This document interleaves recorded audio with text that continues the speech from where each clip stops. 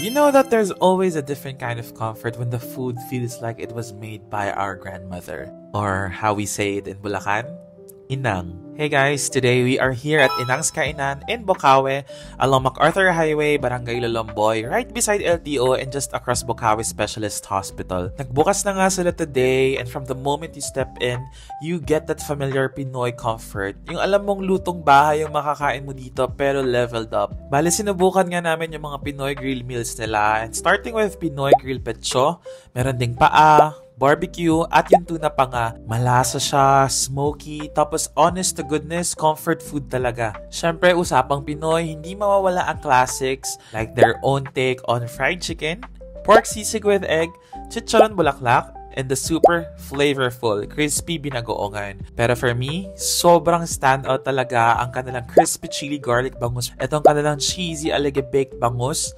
lechon belly kare-kare, and my personal favorite is the laing with bagnet. Grabe, solid talaga lahat. Tapos alam mo ba, the best part is that you can just add 35 pesos at ma-enjoy mo na ang lahat ng ito for only rice and only soup. Tapos, since malapit na nga ang holidays, handaan na naman yan. Kaya perfect na perfect itong kanilang salo-salo bilao boxes. You can choose from 3 of our favorites like the Pinoy Spaghetti, palabok sa alige, pansit canton gisado, at kung medyo gusto mong matikman lahat, pwede naman din ang kanilang trio combo bilao para all-in. And speaking of all-in, hindi nga matatawag na all-in kung wala nga ang kanilang panghimagas. Kaya naman we tried their turon de queso with ice cream, fried suman pinipig with ice cream, and our favorite is the bibingka cheesecake.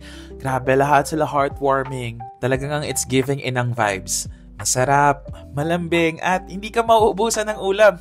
Pati na rin kanin. So, if you're around Bocaue, drop by Inang's Kainan. Kasi dito, presyong swak, sarap na pak.